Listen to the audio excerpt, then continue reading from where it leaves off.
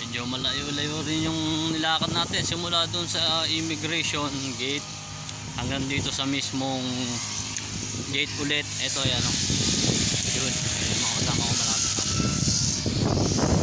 Umabot kami ng 25 minutes simula immigration to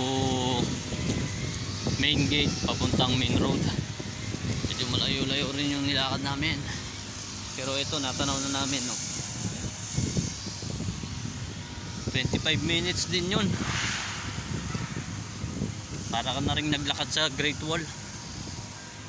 Ito na kami sa gate papuntang main road.